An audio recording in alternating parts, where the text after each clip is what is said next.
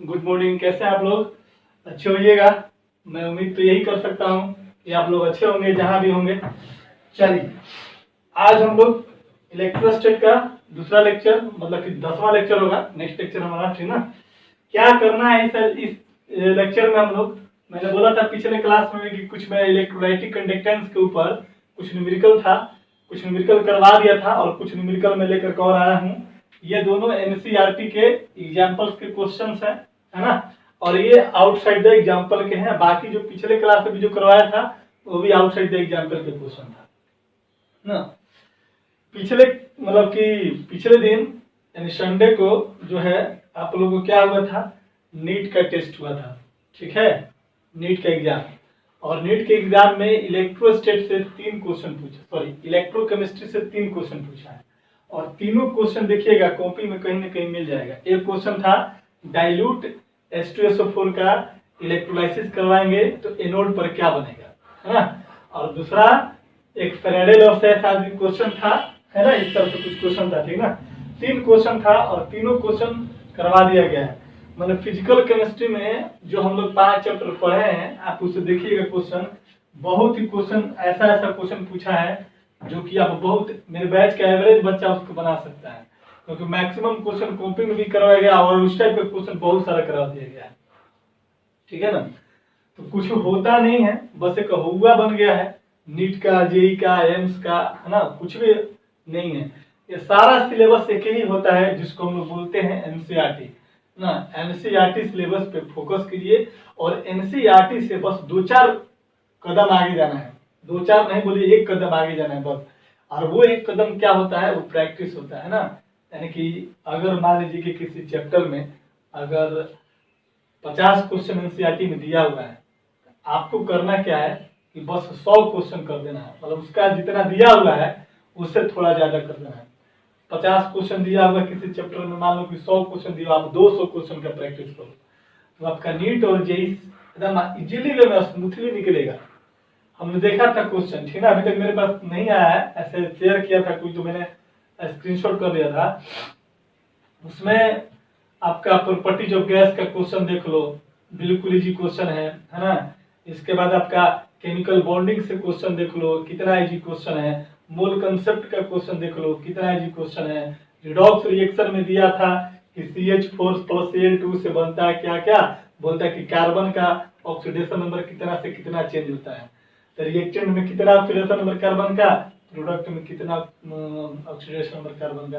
अब बहुत easy question पूछा, मतलब ऐसा ही नहीं कर सकते। मतलब ये ऐसा नहीं है कि आप लोग जो है उसको नहीं कर पाइएगा, बहुत ही अच्छे से कर सकते हैं, ठीक है ना?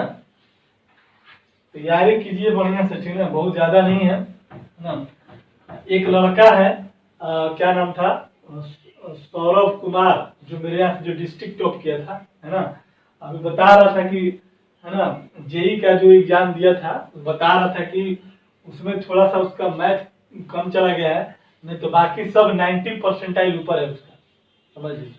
केमिस्ट्री में 90 परसेंटाइल है, फिजिक्स में शायद 90 या 91 परसेंटाइल है, इस तरह का कुछ स्कोर किया, बता रहा था, है ना? तो कुछ है नहीं, थोड़ा सा एफोर्ट देना है प्रैक्टिस के लिए, और कुछ भी नहीं है। जितना ज्यादा प्रैक्टिस कीजिएगा, मैं बार बार यही बात बोलता हूँ, जितना ज्यादा प्रैक्टिस कीजिएगा उतना परफेक्शन आपके अंदर आएगा। जितना ज्यादा परफेक्शन होगा आप उतना ही रिजल्ट के करीब रहिएगा, ठीक है?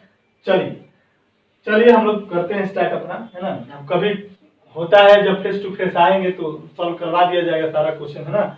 अच्छा, ऑर्गेनिक पोर्शन से बात करेंगे। ऑर्गेनिक पोर्शन से तो फिजिकल से भी इजी क्वेश्चन है, फिजिकल से भी, क्योंकि एक्चुअली में हम लोग पढ़े नहीं है, इसलिए हम लोग को लगता है कि क्या पूछा होगा, ठीक है ना? फिजिकल से भी इजी क्वेश्चन पूछा आपका ऑर्गेनिक का। ओवरऑल केमिस्ट्री पेपर एवरेज विद्यार्थी भी उसको बहुत बढ़िया से कर सकता है, बहुत बढ़िया, ऐसा क्वेश्चन का स्टैंडर्ड है।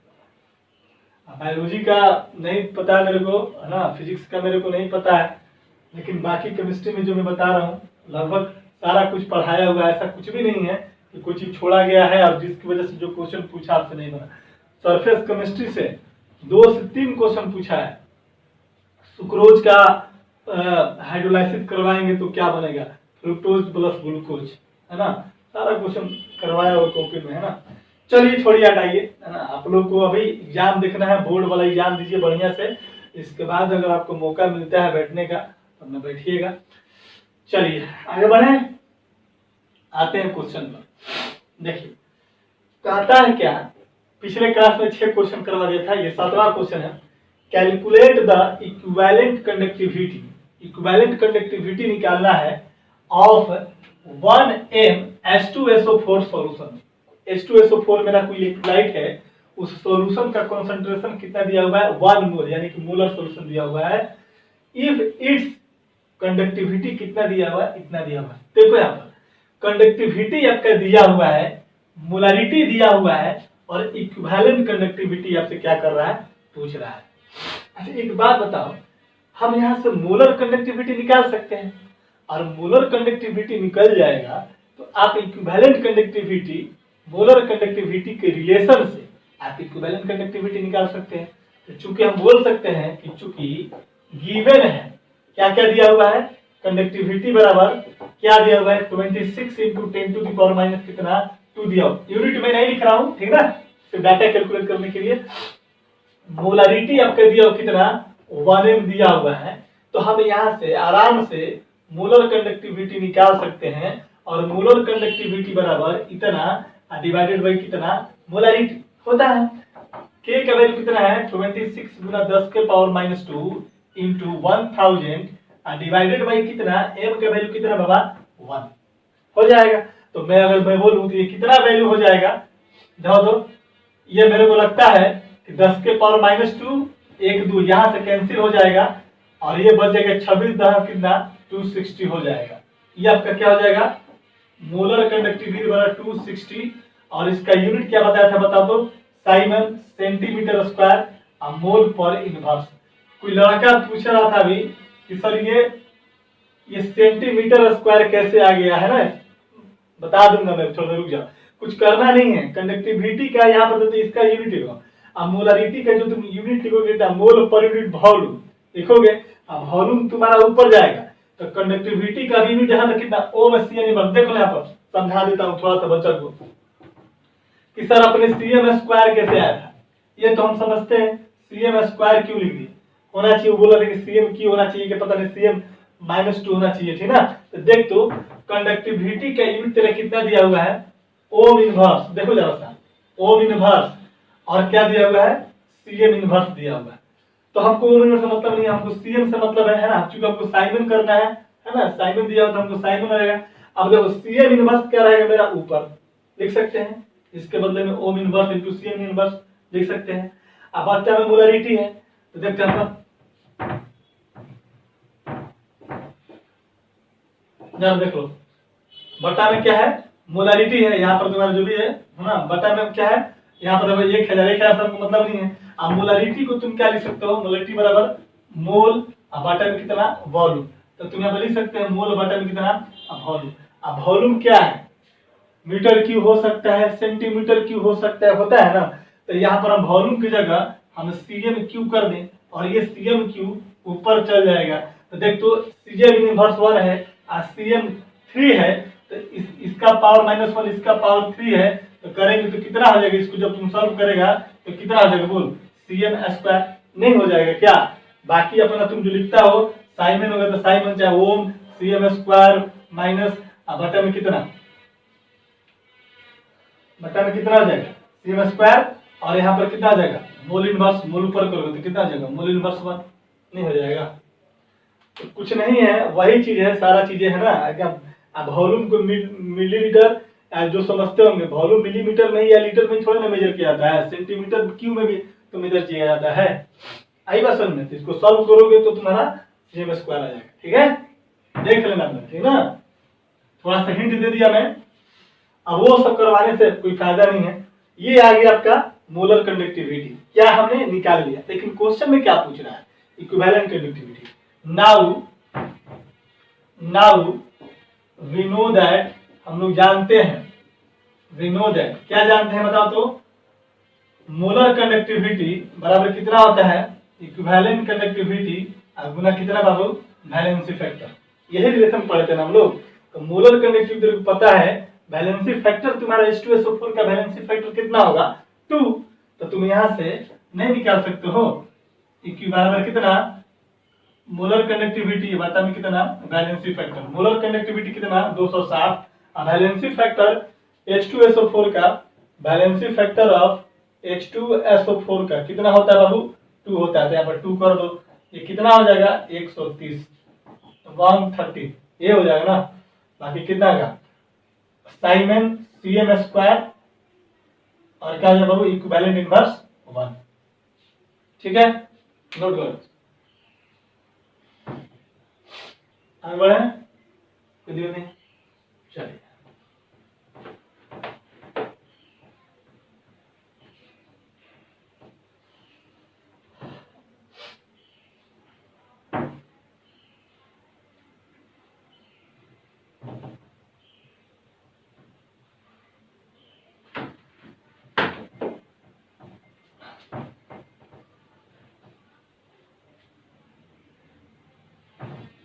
आइए नेक्स्ट क्वेश्चन 8 नंबर क्वेश्चन आते हैं।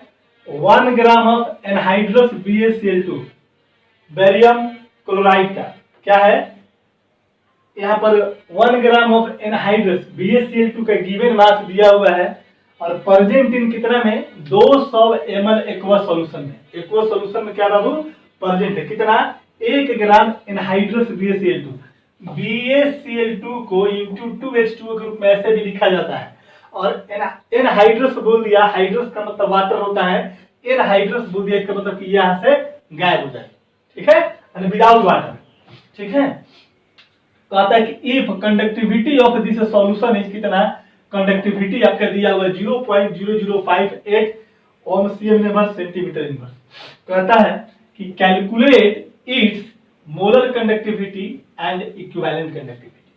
आई बात समझ में, हमारे पास क्या दिया क्वेश्चन नंबर 8 का BaCl2 है, इसका वेट दिया हुआ है कितना बाबा 1 ग्राम, इसका मोलिकुलर वेट तुम लोग अपना निकाल लेना 208 शायद होता है ग्राम पर मोल, ग्राम पर मोल होता है ना। वॉल्यूम दिया हुआ है इसका, वॉल्यूम कितना, वॉल्यूम मतलब सॉल्यूशन का वैल्यू जिसमें ये प्रेजेंट है कितना है 200 ml दिया हुआ है। ठीक है ना, तुम यहाँ से इसका मोलारिटी निकाल सकते हो। क्या क्या निकल जाएगा molarity, given weight of solute W molecular weight of solute है ना, मोलिकुलर वेट गुना वॉल्यूम अगर ml में है तो ऊपर में 1000 और बटा में कितना वॉल्यूम ml में। गिवन वेट कितना 1, मोलिकुलर वेट कितना 208, ऊपर कितना 1000, नीचे कितना 200 ml। तुम इसको यहाँ से सॉल्व कर लेगा तो ऊपर में कितना हो जाएगा 10, नीचे में कितना 208। ये क्या होगा मोलारिटी आ गया तेरे पास, कोई दिक्कत नहीं है। आगे बढ़ते हैं, कंडक्टिविटी आपका सॉल्यूशन में के बराबर इसका दिया हुआ कितना, कितना दिया भाई 0.0058 CM इनवर्स जो भी है कंडक्टिविटी का यूनिट जो भी है ठीक ना दिया हुआ। तो तुमको कहता है कि मोलर कंडक्टिविटी भी निकालना है और इक्विवेलेंट कंडक्टिविटी, इसीलिए यहाँ से मोलर कंडक्टिविटी निकल जाएगा, के वैल्यू दिया हुआ है, एम वैल्यू पता है तो के गुना 1000 बटा एम कर सकता है। के का वैल्यू तुम्हारा कितना है 0.0058 1000 divided by 10 divided by 208 molarity का वैल्यू पुट कर देंगे यहाँ पर। अब इसको सॉल्व करें तो 208 कितना हो जाएगा ऊपर चल जाएगा, कोई दिक्कत नहीं है। अब यहाँ से एक जीरो तो यहाँ से तुम्हें एक जीरो कैंसिल कर देना, तो 0.0058 गुना 10 गुना कितना 208 ये मोलर कंडक्टिविटी है, तो Simon CM square mole inverse कितना आ गया। अब तुमको मोलर कंडक्टिविटी निकल गया ना, इक्विवेलेंट कंडक्टिविटी कहता है, तुमको पता है मोलर कंडक्टिविटी बराबर इक्विवेलेंट कंडक्टिविटी, इक्विवेलेंट कंडक्टिविटी गुना वैलेंसी फैक्टर। किसका वैलेंसी फैक्टर BaCl2 का, इसका कितना वैलेंसी फैक्टर 2, इस पर -2 चार्ज, इस पर कितना +2 चार्ज हो जाएगा। तो यहाँ पर हमको EQ चाहिए तो क्या हो जाएगा मोलर कंडक्टिविटी डिवाइडेड बाय कितना बाबा वैलेंसी फैक्टर। तो मोलर कंडक्टिविटी कितना निकाले हैं 0.0058 गुना 10 गुना 208 डिवाइडेड बाय कितना वैलेंसी फैक्टर 2 है, इसको कट कर दोगे तो कट जाएगा 5 बार में, इसको सॉल्व कर लेगा बाबू मेरे 0.0058 गुना 5 × 208 का जाएगा साइमन सेंटीमीटर स्क्वायर पर इक्विवेलेंट हो जाएगा। ठीक है, नोट कीजिए, आगे बढ़े। Very good. जितना क्वेश्चन करवा रहे हैं ना, कोई भी फालतू इधर उधर का क्वेश्चन करने की जरूरत नहीं है आपको, ठीक ना। विश्वास रखिए, जो भी आपको किया जा रहा है आपके साथ ईमानदारी से और एनफ किया जा रहा है, ठीक ना। बहुत सारे बच्चे हैं यहाँ पर जो बोलेंगे कि सर हम तो एडमिशन लिया था बोर्ड को पढ़ाने के लिए, आप ये सब इतना क्वेश्चन क्यों करवा रहे हैं। इतना क्वेश्चन करवाने से यही फायदा है कि अगर कोई बच्चा अगर मेहनत करता है अच्छे से, अगर उसको जाना है जेई में या नीट में, तो उसको अलग से दोबारा दूसरे तीसरे कोचिंग में पढ़ने की जरूरत नहीं पड़ेगी, है ना। इसीलिए हम लोग बोर्ड को एक्सटेंसिव वे में कराते हैं, ताकि हमारे बच्चा जो इच्छुक है, जो इंटरेस्टेड है अच्छे जगह जाने के लिए, वो इजीली जा सकता है। बस डिपेंड करेगा आपके ऊपर। हमने तो अपना ड्यूटी निभा दिया, आपको करना है कि आप कितना मेहनत कर रहे हैं ईमानदारी से, उस पर डिपेंड करता है। चलिए नेक्स्ट क्वेश्चन की तरफ। एनसीईआरटी एग्जांपल है, अब नंबर मेरे को याद नहीं, देख लेना। The electrical resistance of a column of 0.05 m NaOH solution, NaOH solution है ना, उसके लिए इलेक्ट्रिकल रेजिस्टेंस का वैल्यू दिया हुआ है कितना, देखो, ऑफ डायमीटर 1 सेंटीमीटर, उस कॉलुमन का जो डायमीटर है 1 सेंटीमीटर एंड लेंथ कितना दिया हुआ है 50 सेंटीमीटर, और उसका रेजिस्टेंस का वैल्यू कितना दिया है 1। कहता है कि 0.05 n NaOH का कोई सॉल्यूशन है, सॉल्यूशन का मोलारिटी कितना दिया हुआ है 0.05। उस कॉलुमन में जैसे इलेक्ट्रोड हम लोग लेकर चलते थे, तो कहता है उस इलेक्ट्रोड का जो डायमीटर है 1 सेंटीमीटर है, डायमीटर डी, समझ लीजिए, और लेंथ क्या है 50 सेंटीमीटर दिया हुआ है, कोई दिक्कत नहीं। और रेजिस्टेंस कितना 5.55 × 10⁻³ ओम दिया हुआ है। कैलकुलेट रेजिस्टिविटी निकालना है, कंडक्टिविटी निकालना है और मोलर कंडक्टिविटी निकालना है। आइए बात समझ में क्या क्या दिया हुआ है। क्वेश्चन नंबर 9 में गिवन आर का वैल्यू कितना दिया हुआ है, देख तो 5.55 × 10⁻³ दिया हुआ है, ओम आपका दिया हुआ है, ठीक है। अच्छा देख तो डायमीटर दिया हुआ है, डायमीटर को हम लोग डी से रिप्रेजेंट करेंगे, कितना दिया हुआ बाबा 1 सेंटीमीटर है। एल तेरा दिया हुआ है, एल कितना दिया हुआ, लेंथ तुम्हारा कितना दिया हुआ है, एल का वैल्यू, लेंथ ऑफ कॉलुमन कितना दिया हुआ है बताओ तो, 5 कहां गया लेंथ भाई, लेंथ दिया 50 सेंटीमीटर, 50 सेंटीमीटर क्या दिया है 50 सेंटीमीटर दिया हुआ है, कोई दिक्कत नहीं है। अब देखो तो हम लोग को क्या निकालना पड़ेगा कि रेजिस्टिविटी भी निकल जाए, कंडक्टिविटी भी निकल जाए और मोलर कंडक्टिविटी भी निकल जाए, ठीक है। आई बात समझ में। अच्छा देख तो यहां से डायमीटर है, मैंने बोला था कभी कि क्रॉस सेक्शन एरिया देखा जाता है। अब क्रॉस सेक्शन एरिया मान लीजिए अगर ये कोई वायर है तो ये इसका क्रॉस सेक्शन एरिया होगा, ये वाला। अगर ये क्रॉस सेक्शन एरिया है तो इस पॉइंट को सेंटर मान लो, और यहां से ये क्या कहलाएगा तेरा रेडियस कहलाएगा। तो इसका क्रॉस सेक्शन एरिया कितना हो जाएगा, एरिया कितना हो जाएगा पाई आर कितना स्क्वायर, और तेरा पाई और आर का वैल्यू क्वेश्चन में नहीं दिया, लेकिन डायमीटर दिया हुआ है, और डायमीटर में और आर में तुम रिलेशन पढ़े हो कि d = कितना 2 × कितना r, इसलिए r बराबर कितना d/2, और d कितना 50 सेंटीमीटर है, सॉरी 1 सेंटीमीटर है, और डिवाइडेड बाय 2 कर दें तो कितना 0.5 सेंटीमीटर आ जाएगा। अब यहाँ पर तुम एरिया निकाल सकते हो, जब देख तो, इसलिए एरिया कितना हो जाएगा, एरिया हम लोग ए मानते थे, एरिया ए बराबर कितना आ जाएगा पाई आर स्क्वायर। पाई का वैल्यू कितना होता है 3.14, और आर का वैल्यू कितना है बाबा अभी निकाला 0.5 का स्क्वायर, यही ना, कितना 3.14 गुना 0.5 गुना 0. कितना 5, ये हो जाएगा सेंटीमीटर स्क्वायर हो जाएगा। देख तो ये तेरा एरिया निकल गया। तेरे को लेंथ दिया हुआ है तो लेंथ बाई एरिया क्या होता है, सेल कांस्टेंट होता है, इसीलिए नाउ हम निकाल सकते हैं क्या सेल कांस्टेंट, यानी कि सेल कांस्टेंट क्या होता है जी स्टार, और जी स्टार बराबर कितना होता है बाबू एल बाई कितना ए, एल कितना है तेरा 50 है, बटा में एरिया कितना है 3.14 गुना 0.5 गुना 0. कितना 5 बोल सकते हैं। ये डेसिमल हटाओ तो ऊपर 10, इस डेसिमल को हटाओ तो कितना ऊपर 10, 55 से कितना हो गया 25, अब 25 दूनी कितना हो गया 50, सीधा सीधा काट दिए, कोई दिक्कत नहीं है। 5 25 25, अब 25 दूनी का कितना 50, डायरेक्ट कट कर दिए थे ना। तो यहाँ पर 10 का 100, ये कितना हो जाएगा तेरा 200, बटा में कितना 3.14, ये हो गया तेरा क्या जी स्टार सेल कांस्टेंट हो गया। आगे बात समझ में, कोई दिक्कत नहीं है। चलो सेल कांस्टेंट निकाला गया। अब हम लोग आते हैं क्वेश्चन पर। ये तो हमको रिक्वायर्ड इतना चाहिए, इतना चीज कैलकुलेट करने।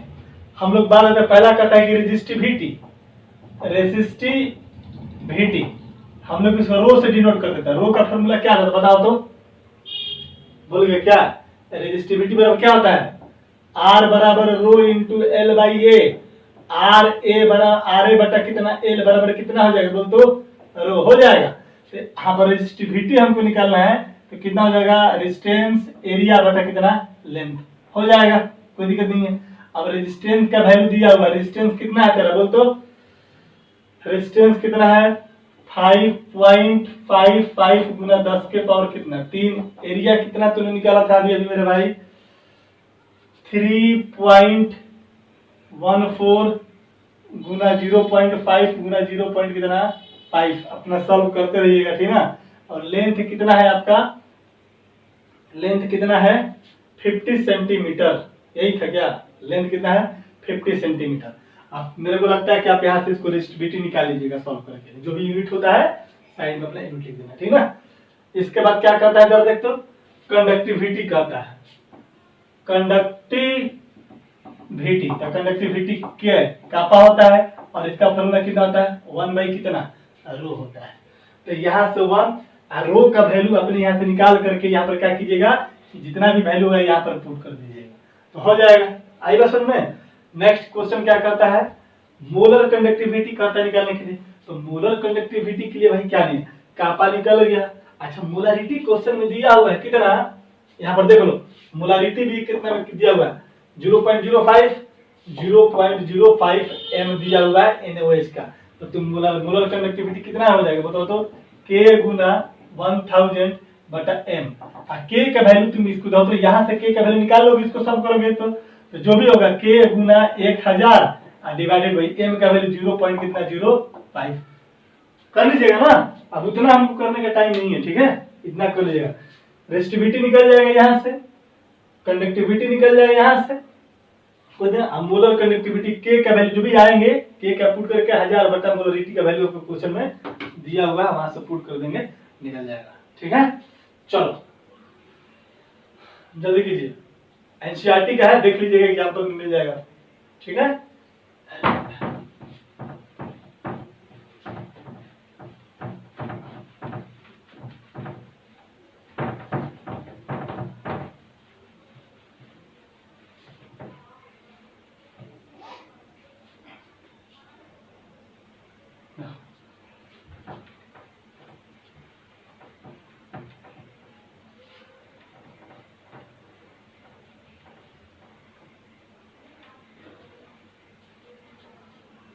क्वेश्चन नंबर 9 भी बन गया। अब लास्ट क्वेश्चन है क्वेश्चन नंबर 10।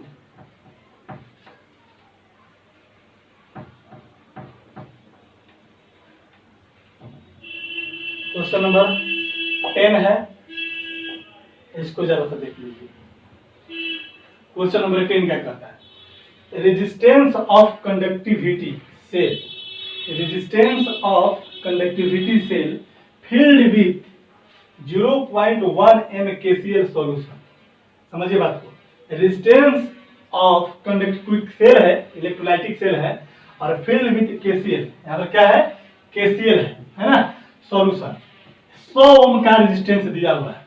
कहता है कि if resistance of the same cell, cell क्या है सेम है, when filled with 0.m KCl is कितना 520। देखो यहाँ पर इलेक्ट्रोलाइटिक सेल है, इलेक्ट्रोलाइटिक सेल जिसमें कंडक्टिविटी होता है, कंडक्टिविटी सेल बोलो कोई दिक्कत नहीं है, कंडक्टिविटी सेल बोलो है ना।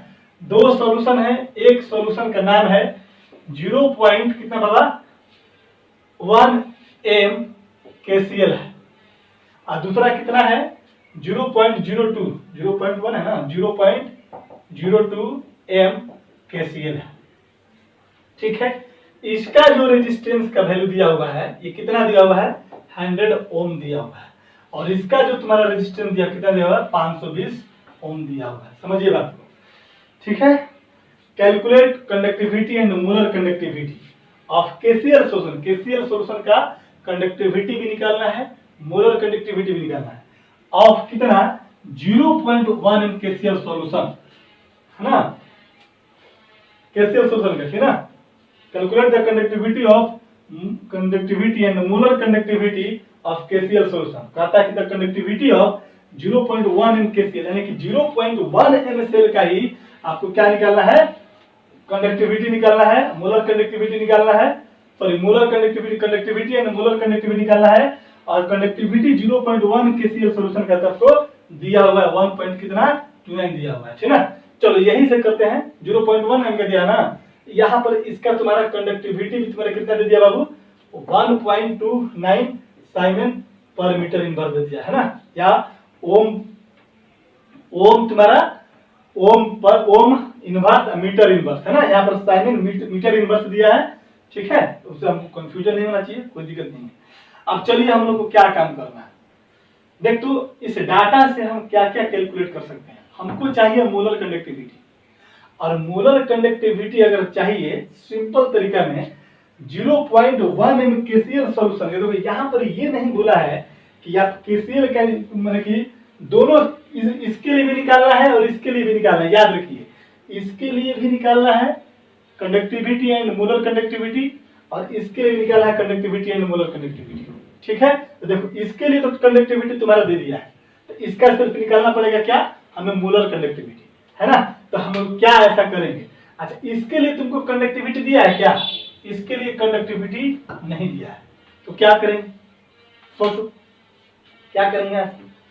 यहां से अगर इस डेटा से अगर हम लोग सेल कांस्टेंट का वैल्यू निकाल लें और उस सेल कांस्टेंट की मदद से यहाँ की कंडक्टिविटी निकाल लें, कहा से भैया सेल कांस्टेंट दोनों के लिए क्या है, सेम ही रहेगा। मैंने बोला था पिछले क्लास में कि सेल कांस्टेंट क्या होता है, एक फिक्स्ड क्वांटिटी होती है, वो वैरी नहीं करेगा।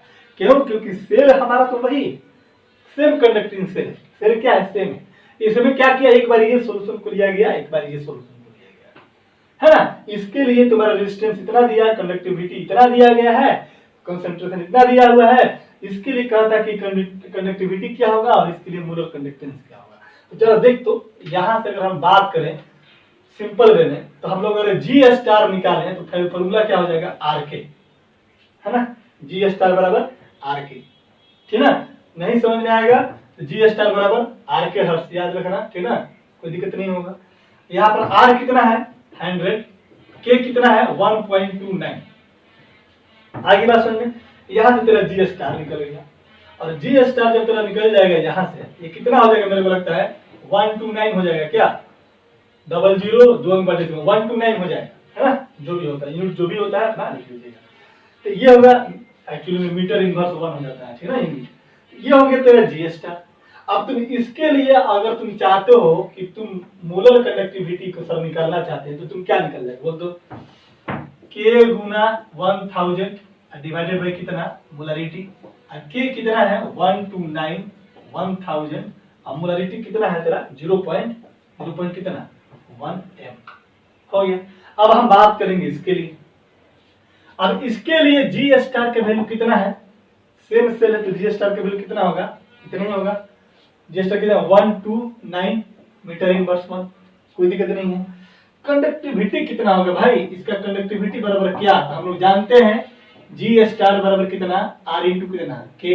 आर तेरे को पता है, के तेरे को निकालना है, और जी स्टार तेरे को पता है, तो इसलिए के बराबर कितना हो जाएगा, बोल तो जी स्टार बटा कितना आर हो जाएगा, क्या जी स्टार 129 है, और यहाँ पर आर का वैल्यू कितना है, बोल आर का वैल्यू कितना है, सॉरी कितना है 520 ओम, 520 ओम दिया हुआ है, हो जाएगा। तो यहाँ से तुम्हारा क्या निकलेगा, के निकलेगा, कोई दिक्कत नहीं है। इसीलिए इस सॉल्यूशन के लिए तुम मोलर कंडक्टिविटी तुम निकालेगा तो कितना के गुना 1000 हो जाएगा, और डिवाइडेड बाई कितना मोलरिटी हो जाएगा मेरे भाई।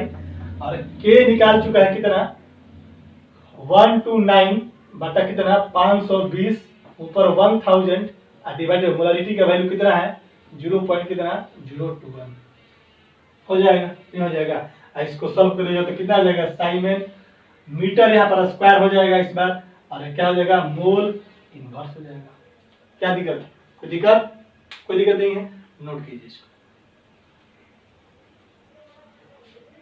आइए देखते हैं हम लोग पढ़ेंगे फैक्टर अफेक्टिंग इलेक्ट्रोलाइटिक कंडक्टेंस, यानी कि जो हम लोगों ने पढ़ा अभी तक आपको कंडक्टेंस के बारे में या कंडक्टिविटी के बारे में या मोलर कंडक्टिविटी या इक्विवेलेंट कंडक्टिविटी के बारे में, उसके बारे में हम लोग को क्या करना है कि देखना कि कौन कौन सा फैक्टर इसको अफेक्ट करता है।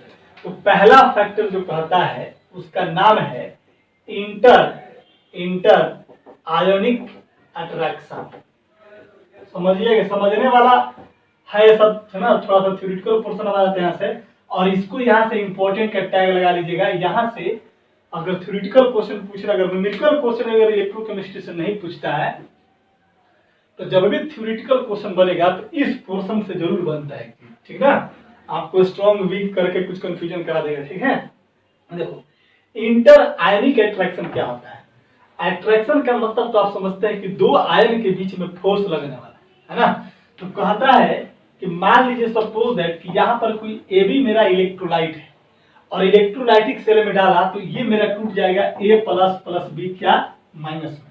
ये अपोजिट चार्ज आयन्स हो गए और आपको ये भी पता है कि ये आयन फ्री हो गया यहाँ से तो ये क्या करेगा आसानी से मूव करेगा और ये दोनों जब आपस में कंबाइन कर जाएंगे तो क्या बन जाएंगे ए बी बन जाएंगे, यही ना। तो अगर मैं ये बोलूं कि ए बी के बीच में अगर मैं इसको तोड़ दूं, तोड़ने के लिए क्या चाहिए एनर्जी चाहिए। अगर ये एनर्जी मैं इसको सप्लाई करता हूं तब ये क्या करता है अपने आयन में ब्रेक होता है। सोचिए कि अगर ये आसानी से नहीं टूटेगा तो ये आयन्स का फॉर्मेशन नहीं होगा और जब ये आयन्स का फॉर्मेशन नहीं होगा तो क्या आयन ये मूव कर पाएगा, फ्रीली मूव कर पाएगा? नहीं कर पाएगा। जब ये मूव नहीं कर पाएगा तो क्या ये इलेक्ट्रिक करंट का कंडक्शन कर पाएगा? नहीं कर पाएगा। यानी कि जितना इन दोनों के बीच में कमजोर से कमजोर, वीक से वीक अगर इंटर आयनिक अट्रैक्शन फोर्स लगे, है ना, या दो आयन के बीच में कौन सा फोर्स लगता है, दो चार्ज के बीच में कौन सा, इलेक्ट्रोस्टैटिक फोर्स। तो कह सकते हैं कि अगर इन दोनों के बीच में सबसे अगर कम इलेक्ट्रोस्टैटिक फोर्स लगेगा तो ये आसानी से टूटेगा, आयन बनेगा और ये आयन आसानी से मूव करेगा तो उसकी कंडक्टेंस क्या कर जाएगा, इंक्रीज कर जाएगा। कंडक्टेंस का मतलब क्या होता है? Ease of flow of current. Ease of flow, ease का मतलब आई एस नहीं, E A S, ease. Easy कैसे लिखते हैं? E A S Y. Easy का मतलब क्या? बोले बड़ा इजी क्वेश्चन पूछा था, मतलब आसान पूछा था। ईज ऑफ करंट का, ease of flow of current का मतलब होता है कि आसानी से करंट को फ्लो करवा दे, है ना, उसी को क्या बोलते हैं कंडक्टेंस। और इसकी कैपेसिटी को ही क्या बोलते हैं कंडक्टिविटी, है ना। तो अगर इलेक्ट्रोलाइट के बीच में अगर इनकी इंटरमोलिक्यूलर जो force of attraction that is called inter ionic attraction है, जितना कमजोर होगा उतना ही ये आयन फ्री होंगे और ये आयन मूव करेगा और कंडक्टेंस क्या करेगा, इंक्रीज कर जाएगा। तो मेरे को लगता है कि शायद आपको समझ में आ गया होगा। हम बोल सकते हैं चाहे वो इलेक्ट्रोलाइट स्ट्रांग हो या वीक हो, कोई फर्क पड़ने वाला नहीं। स्ट्रॉन्ग रहेगा तो और आसानी से टूट जाएगा, वीक रहेगा तो थोड़ा मेहनत करना पड़ेगा उसको तोड़ने के लिए, क्योंकि आपको पता है कि स्ट्रॉन्ग इलेक्ट्रोलाइट 100% डिसोसिएट कर जाता है और वीक इलेक्ट्रोलाइट क्या करता है बाबू, पार्शियल डिसोसिएटेड होता है, ठीक ना।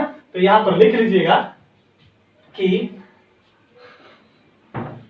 The conductance will be inversely proportional to proportional होता है proportional to inter ionic attraction. यानी कि हम लोग कह सकते हैं कि कंडक्टेंस जो होगा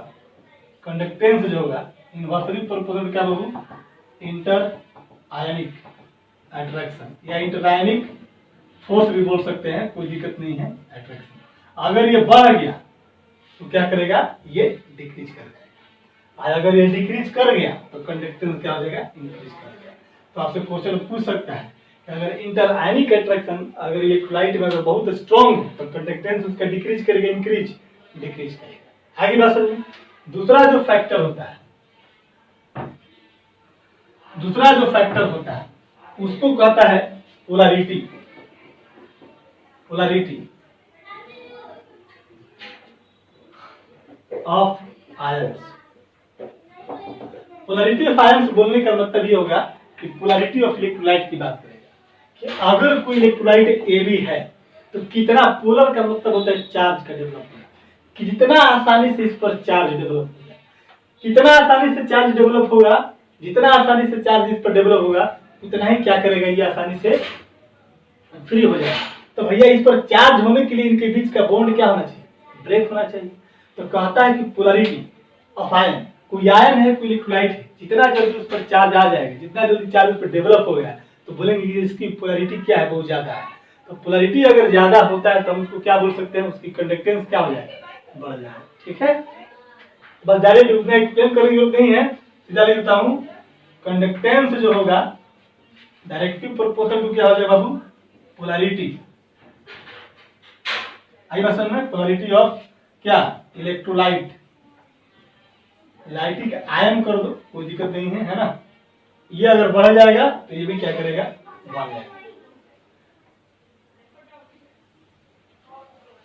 कोई दिक्कत नहीं है। चलो तीसरा फैक्टर देख लेते हैं। तीसरा फैक्टर, मैं अगर बोलूं कि सर टेम्परेचर की अगर बात की जाए, टेम्परेचर की बात कीजिए तो टेम्परेचर पर कैसे डिपेंड करेगा, बताओ जरा। टेम्परेचर बढ़ाएंगे तो क्या होगा, मान लो कि देखो हमने तोड़ दिया, ए है बी है, ये टूट गया आसानी से ए प्लस बी में, और टूटने के बाद अपना क्या है, स्लो मोशन में कर रहा है। आयन जितना फास्ट मूव करेगा, जितना तेजी से मूव करेगा, कंडक्टिविटी या कंडक्टेंस उसका उतना ही बढ़ते जाएगा। ठीक है ना, याद रखिएगा, ये चीजें जितना फास्ट मूव करेगा उतना ही ज्यादा क्या करेगा, कंडक्टेंस होगा, कंडक्टिविटी होगा या करंट उसका फ्लो करेगा। तो मान लो कि टूटा और ये क्या है, स्लो मोशन में चल रहा है, और हमने क्या किया कि यहाँ पर हीट दे दिया। हीट देंगे तो क्या होगा, टेम्परेचर उसका बढ़ जाएगा। टेम्परेचर जब बढ़ जाएगा तो इनकी काइनेटिक एनर्जी क्या हो जाएगी, बढ़ जाएगी। अगर मान लो कि ये मूव कर रहा है कितना से, 5 सेंटीमीटर पर सेकेंड से, ये भी अब 5 सेंटीमीटर पर सेकेंड से। आज जब मैं इसको टेम्परेचर दे दिया, हीट दे दिया, टेम्परेचर बढ़ जाएगा तो यही मूव करेगा कितना, 10 सेंटीमीटर, यानी कि इसकी स्पीड क्या हो जाएगी, बढ़ जाएगी। स्पीड बढ़ जाएगी तो काइनेटिक एनर्जी बराबर क्या होता है, हाफ mv² होता है।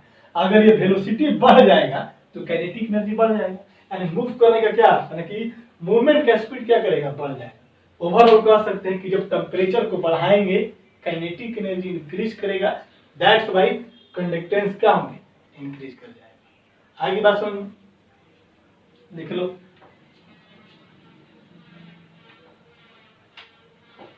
On increasing the temperature, the kinetic energy of ions, K क्या है, kinetic energy है, of ions get increases and conductance will be in also increases। आगे बात सुन, पूरी दिन दैट इज कह सकते हैं तुम कि चाहे तुम्हारा कंडक्टेंस हो, है ना, डायरेक्टिव प्रोपोर्शनल क्या हो जाएगा, टेम्परेचर। आगे बात समझ में, कंडक्टेंस बोले या फिर तुम्हारा कंडक्टिविटी। क्लियर है, कोई दिक्कत नहीं है, नोट करो एक बार जल्दी से। हो गया, चलो चौथा देखते हैं हम लोग।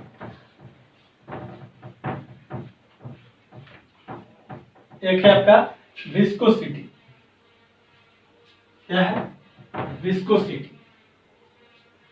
चौथा फैक्टर क्या है बाबू, विस्कोसिटी। विस्कोसिटी। विस्कोसिटी तो आपको पढ़े होंगे, सरफेस केमिस्ट्री में याद कीजिए, ब्राउनियन मूवमेंट पढ़ाया था कि हमारे पास कोई पार्टिकल है, वो मूव करना चाह रहा है, अगर लिक्विड में डिजोल्व किया गया, यहाँ पर भी क्या हो गया, एक प्रकार का हम लोग जो इलेक्ट्रोलाइसिस करवाते थे तो मोल्टेन होता था या फिर क्या होता है एक्वस सॉल्यूशन होता था, तो कहीं न कहीं लिक्विड प्रेजेंट है आपके इलेक्ट्रोलाइटिक सॉल्यूशन में। अब विस्कोसिटी की अगर मैं बात करूं, कुछ मीडियम है जिसमें आयन प्रेजेंट है ना, अगर एक्वस सॉल्यूशन है तो मैंने कि वाटर में क्या है, आयन प्रेजेंट है। अगर उसका विस्कोसिटी, मीडियम का विस्कोसिटी अगर बहुत ज्यादा होगा, तो विस्कोसिटी होता क्या है, कोई भी पार्टिकल अगर लिक्विड में मूव करता है उसके मोशन को अपोज करता है। जैसे हम लोग अभी सरफेस धरती पे चल रहे हैं, तो हम लोग के मोशन को कौन पीछे, हम लोग आगे बढ़ रहे थे, पीछे कौन खींच रहा है, आपका फ्रिक्शनल फोर्स। वहां पर विस्कस फोर्स होता है। लिक्विड में जब भी कोई मटेरियल को, बॉडी को जब डिजोल्व डालिएगा, तो वो बॉडी को मूव करने की जो टेंडेंसी होती है, उसको मूवमेंट को अपोज करता है, उस फोर्स को बोलते हैं विस्कस फोर्स। और यही चीजें क्या कहलाती है, विस्कोसिटी, उस मीडियम की।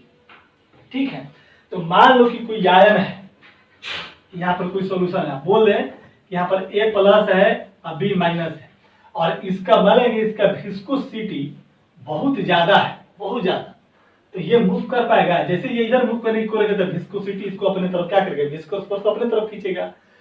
तो कहता क्या है कि अगर विस्कोसिटी मीडियम का ज्यादा होगा तो आयंस का मूवमेंट कम होगा, आयंस का मूवमेंट कम होगा तो कंडक्टेंस का वैल्यू भी क्या हो जाएगा, डिक्रीज कर जाएगा। क्लियर है, लिख देंगे विस्कोसिटी क्या होगा कि the conductance is inversely proportional to viscosity of the medium in which ions present, in which ions are present। आई बात समझ में, दैट इज कह सकते हैं कि कंडक्टेंस इनवर्सली प्रोपोर्शनल क्या बाबू, विस्कोसिटी। ये बढ़ेगा तो कंडक्टेंस क्या करेगा, घटेगा। कोई पूछ दिया क्यों, तो बोलेगा because viscosity opposes the motion of ions. Motion of ion का जो मोशन होगा, वेलोसिटी जो होगा उसको क्या करेगा, अपोज करेगा, है ना। इस वजह से याद रखना है यही चीज, इलेक्ट्रोलाइटिक कंडक्टेंस जो होता है, इलेक्ट्रोलाइटिक जो कंडक्टिविटी जो होते हैं, ये सब क्या होते हैं, आयंस जितना ज्यादा मूव करेगा उतना ज्यादा। हम लोग यही जो पढ़ते हैं कि इलेक्ट्रोलाइटिक सेल क्या होता है कि पहले हमारे पास क्या होता है, इलेक्ट्रिक करंट फ्लो करवाएंगे और उस इलेक्ट्रिक करंट की वजह से आयन डिसोसिएट होगा और वो मूव करेगा। अगर किसी भी मटेरियल में यदि आयन मूव करता है तो उसमें करंट फ्लो करता है। यही चीजें देखे हैं। तो भाई हमारा मूवमेंट चाहिए, और मूवमेंट कब होगा, जब इसकी विस्कोसिटी कम हो जाएगी, तो इसके मोशन को कम रोकेगा, है ना। ये चीज है। चलिए हो गया, चौथा चीज लिखा हो गया, जल्दी लिख लीजिए। पांचवा फिर लिखेंगे हम लोग, पांचवा लिखेगा डाइल्यूशन।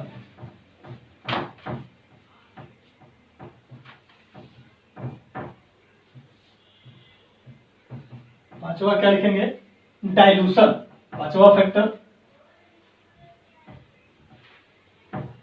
लिखेंगे डाइल्यूशन। फैक्टर नंबर 5 डाइल्यूशन, और इसको याद रखिएगा, पांचवा फैक्टर ही पूछता है, बाकी तो नॉर्मल चीजें हैं, वो तो जानना जरूरी है। पांचवा फैक्टर ही क्या करता है, पूछता है। अब डाइल्यूशन का मतलब तो आपको समझ में आ गया, इसमें कोई हमको लगता है कि कोई दिक्कत नहीं। डाइल्यूशन क्या होता है पता है ना, कि कोई भी सॉल्यूशन यहाँ पर दिया गया है और इस सॉल्यूशन में कोई आपका पार्टिकल प्रेजेंट है ना, कोई आयन प्रेजेंट है, तो हम लोग वाटर क्या करते हैं, एक्स्ट्रा इसमें डिसॉल्व करते हैं। कोई सॉल्यूशन में एक्स्ट्रा वाटर ऐड करने का, एक्स्ट्रा सॉल्वेंट ऐड करने की प्रोसेस क्या होता है, डाइल्यूशन। तो भाई जितना ज्यादा डाइल्यूशन होगा वो क्या करेगा, इसका वॉल्यूम क्या करेगा, बढ़ जाएगा। आई बस, तो डाइल्यूशन करने से वॉल्यूम बढ़ जाएगा। अच्छा, डाइल्यूशन करने से कॉन्सेंट्रेशन क्या हो, घट जाएगा। पढ़े मोलारिटी हो या नॉर्मलिटी हो, हम डाइल्यूशन करते हैं तो मोलारिटी बराबर कितना होता था, मोल बटा में वॉल्यूम। और डाइल्यूशन जब मैंने किया, डाइल्यूशन किया तो वॉल्यूम क्या करेगा, इंक्रीज कर जाता है। डाइल्यूशन किया, वॉल्यूम इंक्रीज करेगा तो मोलारिटी क्या कर जाएगा, डिक्रीज। मोलारिटी बोलो चाहे कॉन्सेंट्रेशन बोलो, क्लियर है। नॉर्मलिटी बराबर कितना होता है बाबा, नंबर्स ऑफ ग्राम इक्विवेलेंट बटा में कितना, वॉल्यूम। डाइल्यूशन करेंगे, वॉल्यूम इंक्रीज करेगा, नॉर्मलिटी क्या करेगा, डिक्रीज कर जाएगा, पता है। अब बात करेंगे जरा सा, हम लोग जरा देखिए कि मोलर कंडक्टिविटी की बात कर लेते हैं। मोलर कंडक्टिविटी की तो क्या होता है, K गुना 1000 अब बटा में कितना होता है, मोलारिटी। डाइल्यूशन किया, वॉल्यूम बढ़ा, वॉल्यूम बढ़ा, मोलारिटी घटा, मोलारिटी घटा तो मोलर कंडक्टिविटी क्या कर जाएगा, इंक्रीज कर जाएगा। तो जब भी कहता है कि चाहे वो स्ट्रॉन्ग इलेक्ट्रोलाइट हो, चाहे वो वीक इलेक्ट्रोलाइट हो, याद रखिएगा मैं क्या बोल रहा हूँ, चाहे वो स्ट्रॉन्ग इलेक्ट्रोलाइट हो, चाहे वो वीक इलेक्ट्रोलाइट हो, मोलर कंडक्टिविटी और इक्विवेलेंट कंडक्टिविटी जब भी हम डाइल्यूशन करेंगे तो ऑलवेज क्या करेगा, इंक्रीज कर जाएगा, है ना। यही सबसे ज्यादा पूछता है कि डाइल्यूशन करेंगे तो बताइए, डाइल्यूशन करेंगे तो मोलर कंडक्टिविटी घटेगा कि बढ़ेगा, तो बोले कि बढ़ेगा। बोले कि डाइल्यूशन करेंगे तो इक्विवेलेंट कंडक्टिविटी घटेगा या बढ़ेगा, तो बोलिएगा क्या करेगा, बढ़ेगा। आगे बढ़े, चाहे वो इलेक्ट्रोलाइट क्या हो, स्ट्रॉन्ग हो, और चाहे वो क्या इलेक्ट्रोलाइट वीक हो, है ना। यहाँ पर हमको वीक से और स्ट्रॉन्ग से मतलब हमें नहीं है, पूछता है लेकिन पूछेगा तो उससे आपको कोई टेंशन नहीं होना चाहिए, ठीक है। लिख दीजिएगा कि on increasing the dilution the molar conductivity या equivalent conductivity get increases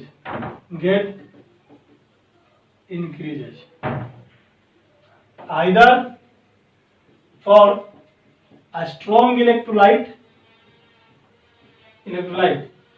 or weak electrolyte। आगे बात समझ में कैसे करना है जरा देख तो, हम जानते हैं, क्या जानते हो, on increasing dilution volume of solution क्या करेगा, get increases। जब वॉल्यूम ऑफ सॉल्यूशन इंक्रीज करेगा तो मोलारिटी हो या नॉर्मलिटी हो, गेट क्या करेगा, डिक्रीजेज। नीचे क्या है मतलब डिक्रीजेज, है ना। That's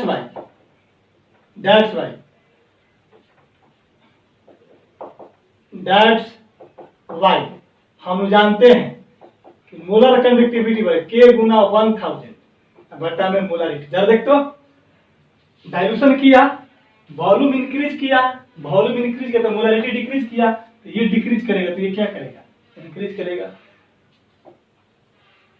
या तुम कर सकता है इक्विवेलेंट K गुना 1000 बटा में क्या, नॉर्मलिटी। डाइल्यूशन करेंगे तो वॉल्यूम ऑफ सॉल्यूशन इंक्रीज करेगा, और नॉर्मलिटी बराबर ग्राम इक्विवेलेंट बटा में क्या होता है, वॉल्यूम। तो जब हमारा वॉल्यूम इंक्रीज करेगा तो नॉर्मलिटी या मोलारिटी, नॉर्मलिटी डिक्रीज करेगा। अब ये डिक्रीज करेगा तो भैया ये क्या कर जाएगा, इंक्रीज कर जाएगा। आई बात समझ में। जब भी पूछे चाहे वो स्ट्रॉन्ग इलेक्ट्रोलाइट हो चाहे वो वीक इलेक्ट्रोलाइट हो, ठीक है, क्या करेगा, डाइल्यूशन जब भी करेंगे तो कहता है कि उसका मोलर कंडक्टिविटी या मोलर कंडक्टेंस, इक्विवेलेंट कंडक्टिविटी या इक्विवेलेंट कंडक्टेंस क्या करेगा, इंक्रीज करेगा। आगे बात समझ में, नोट कीजिए इसको। हो गया, चलिए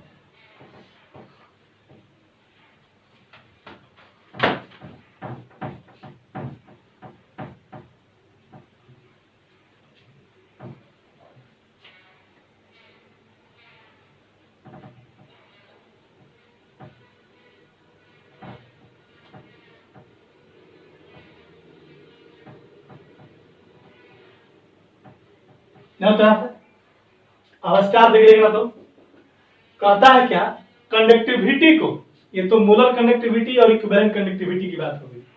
कहता है कि कंडक्टिविटी क्या होगा, बताइए। याद रखना, ऑन डाइल्यूशन, मैंने डाइल्यूशन करने पर कंडक्टिविटी क्या करता है, गेट डिक्रीजेज। याद रखना, कंडक्टिविटी क्या करेगा, डिक्रीज करेगा, हमेशा ध्यान रखिएगा, कंडक्टिविटी क्या करेगा, डिक्रीज करेगा। क्योंकि कंडक्टिविटी होता क्या है, कंडक्टिविटी होता क्या है कि 1 ml वॉल्यूम ऑफ सॉल्यूशन में, 1 ml वॉल्यूम ऑफ सॉल्यूशन में जो आयन्स प्रेजेंट होंगे उसी को क्या बोलते हैं, कंडक्टिविटी। समझिए बात को, 1 ml वॉल्यूम में जो आयन्स प्रेजेंट होंगे क्या होंगे, कंडक्टिविटी। अब मान ले सपोज है कि 1 ml में 5 गो आयन्स है, 5 आयन्स, और मैं बोलूं कि 1000 ml में 5 आयन्स है, तो हमारे पास कंडक्टिविटी कहता है कि एक मोल में जितना ज्यादा आयन होगा उसकी कंडक्टिविटी उतना ही ज्यादा होगी। यही होता है कंडक्टिविटी की 1 ml में जितना ज्यादा, 1 ml में जितना ज्यादा हमारा आयन प्रेजेंट होगा उतना ही उसकी कंडक्टिविटी होगी। 1000 ml में 5 आयन है और 1 ml में 5 आयन है, तो इस सॉल्यूशन की कंडक्टिविटी क्या होगी, सबसे ज्यादा। और आपको पता है कि डाइल्यूशन करने से वॉल्यूम क्या बढ़ता है, सॉल्यूशन का वॉल्यूम बढ़ जाता है। तो 1 में करेंगे तो कितना, इसलिए इतना में करेंगे तो कितना। आई बात समझ, हमेशा ध्यान रखना कि कंडक्टिविटी जो है क्या होता है, आपको गेट डिक्रीजेज, हमेशा ऑन इंक्रीज। ये सोसाइटी से पॉइंट है सब, है ना, जो आपका था वो सभी, ये कभी कभी ऑब्जेक्टिव में सब पूछता है, ठीक ना। दूसरा चीज है ना कि नेचर ऑफ इलेक्ट्रोलाइट की अगर हम बात कर लें, क्या कर रहे हैं, नेचर ऑफ इलेक्ट्रोलाइट। तो इलेक्ट्रोलाइट नेचर बोलने का मतलब होता है, एक होता है आपका स्ट्रॉन्ग इलेक्ट्रोलाइट, समझना बात, और एक होता है वीक इलेक्ट्रोलाइट। क्या होता है, वीक इलेक्ट्रोलाइट होता है, ठीक है। तो स्ट्रॉन्ग इलेक्ट्रोलाइट क्या होता है बाबा, मतलब 100% डिसोसिएट होता है। 100% क्या होता है, 100% डिसोसिएट इनटू आयरन। और वीक इलेक्ट्रोलाइट क्या होता है बाबू, पार्शियल होता है। क्या होता है, पार्शियल डिसोसिएट होता है। समझिएगा बात, मतलब कि 100% डिसोसिएट नहीं होता है। तो देखो, स्ट्रॉन्ग इलेक्ट्रोलाइट है आसानी से टूट जाएगा, वीक इलेक्ट्रोलाइट है आसानी से नहीं टूटेगा। जब तक वो टूटेगा नहीं तब तक वो फ्री नहीं होगा, है ना। कहता है क्या, आचार दे करके इसके जस्ट नीचे लिखेंगे कि कंडक्टेंस जो होगा, कंडक्टेंस डायरेक्टली प्रोपोर्शनल टू क्या, dilution.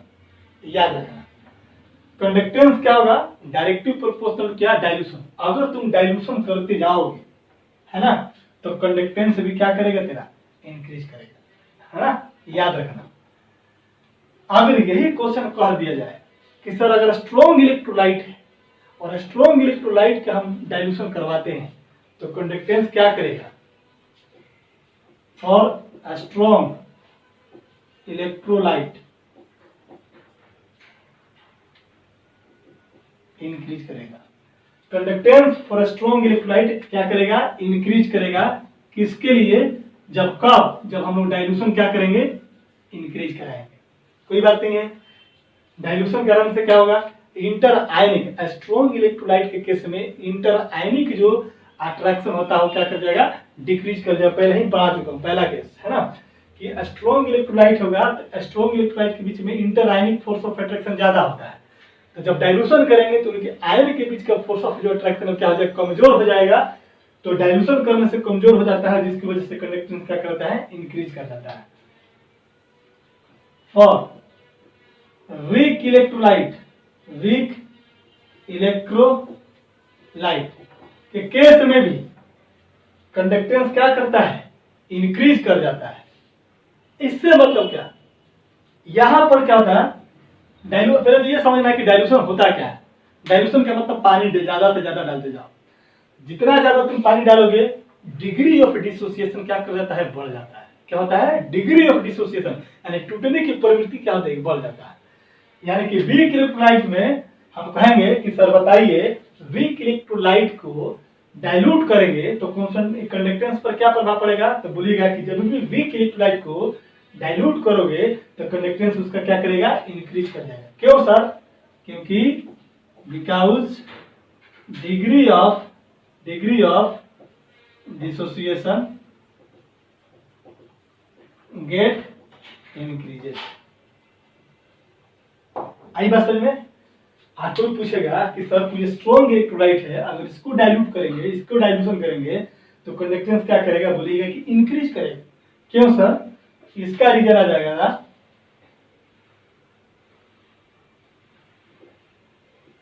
Because inter ionic force decreases.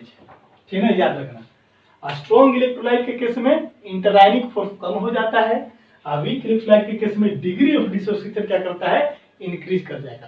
तो जब भी डिग्री ऑफ डिसोसिएशन बढ़ेगा तो कंडक्टेंस बढ़ेगा, और इंटरआयनिक फोर्स जब अगर क्या करेगा, घटेगा, तो कंडक्टेंस बढ़ जाएगा। तो ओवरऑल बोल दिया, ओवरऑल कि अगर स्ट्रॉन्ग इलेक्ट्रोलाइट हो चाहे वीक इलेक्ट्रोलाइट हो, डाइल्यूशन करेंगे तो कंडक्टेंस क्या होगा, बढ़ जाएगा। दैट इज कह सकते हैं, लिख लो, that is on dilution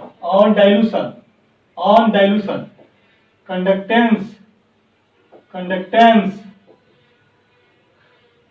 gate increases for a strong electrolyte हो या वीक इलेक्ट्रोलाइट हो। ठीक है ना, इसको खोपचे में डाल लो, है ना। आई समझ में। On dilution, on dilution, strong electrolyte हो या वीक इलेक्ट्रोलाइट हो, डाइल्यूशन करेंगे तो कंडक्टेंस इंक्रीज करेगा। स्ट्रॉन्ग इलेक्ट्रोलाइट के केस में क्या होता है कि इंटरआयनिक फोर्स कम हो जाता है, और वीक इलेक्ट्रोलाइट के केस में कहता है कि डिग्री ऑफ डिसोसिएशन बढ़ जाता है। ठीक है, नोट कीजिए इसको। यह था आप लोग का factor affecting the electrolytic conductance. अब हम लोग के पास बचता है कि ग्राफ बचता है और कोलारस लॉ बचता है। ठीक है ना, तो इसको हम लोग नेक्स्ट क्लास में देख लेंगे, है ना। आज की कहानी में यही छोड़ देता हूँ, इसको हम लोग इसके आगे का नेक्स्ट क्लास में देख लेंगे। तो कोलारस लॉ में 3-4 माने 5-6-7 क्वेश्चन होगा और एक सिंपल सा ग्राफ है ना, उसको बताना है ना। और इसके बाद ये हमारा इलेक्ट्रोलाइटिक कंडक्टेंस क्या हो जाए, समाप्त हो, यानी कि अब नेक्स्ट जो है मंडे को और ट्यूसडे को ये आपका इलेक्ट्रोलाइटिक कंडक्टेंस समाप्त भी हो जाएगा, और प्लस हम लोग गैल्वेनिक सेल स्टार्ट भी कर देंगे। ठीक है, चलिए आज की कहानी यहीं तक, मन लगा के पढ़ते रहिए, ठीक है ना। और आज कुछ मैं होमवर्क दूंगा, इस पर कुछ आधारित आप इसको होमवर्क भी कर लेना। ठीक है, चलिए मिलते हैं नेक्स्ट क्लास में दोस्त, तब तक के लिए हैव अ नाइस डे।